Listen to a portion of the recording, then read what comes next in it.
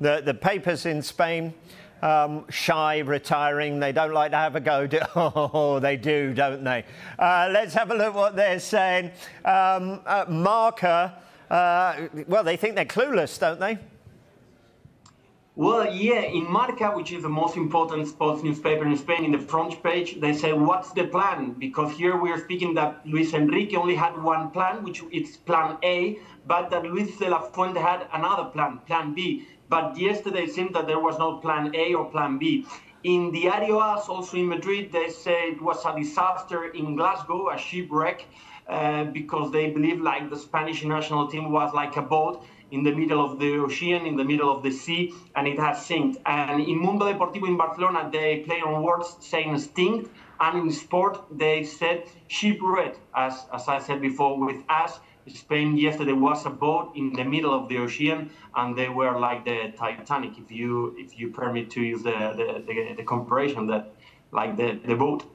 Yeah, I see what they're doing there. They can be vitriolic, can't they, the Spanish press? As can Rodri. He captained the side. He labelled Scotland's performance as rubbish, blamed the defeat on time wasting, gamesmanship and a negligent referee. Was there much made of his comments back home?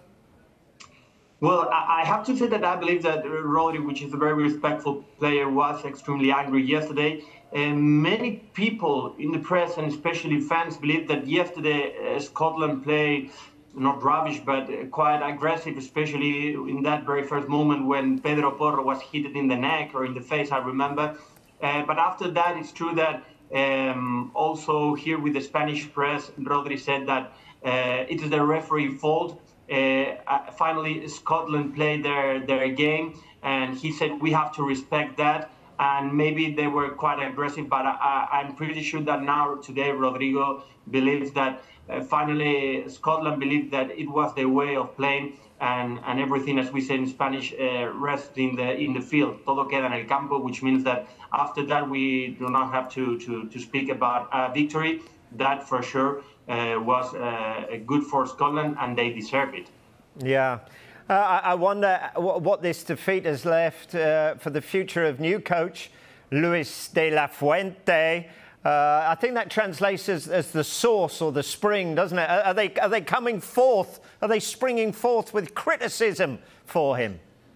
Well, it's been a little bit criticized, but to be true, when 10 days ago, that Friday in Las Rozas in Madrid, he gave the squad, the 23, 25 players he elected, there were not huge debates. I mean, Luis de la Fuente is a very famous and well-known coach for the Spanish under-21 team. And now the only thing that many people did not understand yesterday was why he made 8 changes comparing with the game in Malaga in Spain against Norway, where the Spanish national team won 3-0. It's the only question. But apart from that, everybody believes that it was a good squad. They are just starting. And the only problem is that Spain yesterday created some moments to score goal, but they didn't do that.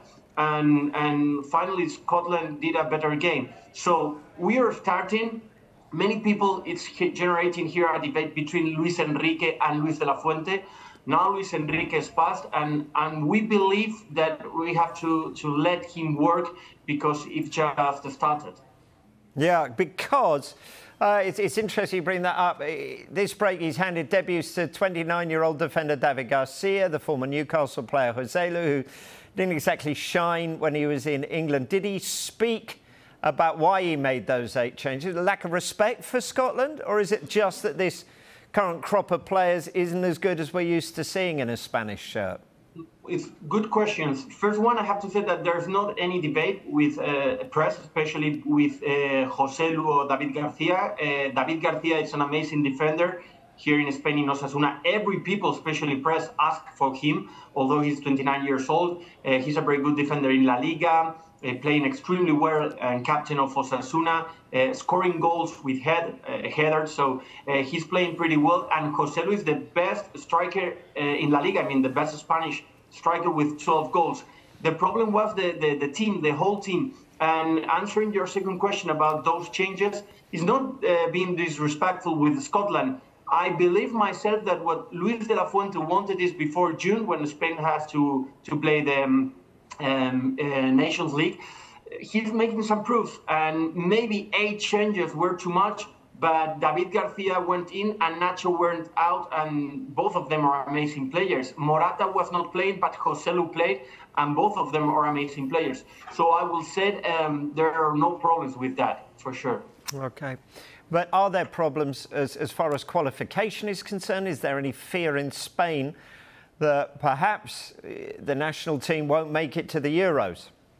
Not really, because both first 2 teams are going to get qualified. So if not first, Spain will go as the second one. The question here in Spain is if we can recover that amazing level we had like 10, 15 years ago, after Euro 2008, after World Cup in 2010, or Euro 2012. So Spain is going to qualify. The feeling is yes. The problem is, are we able to arrive to a semi-final or a final in the next Euro? That's the question.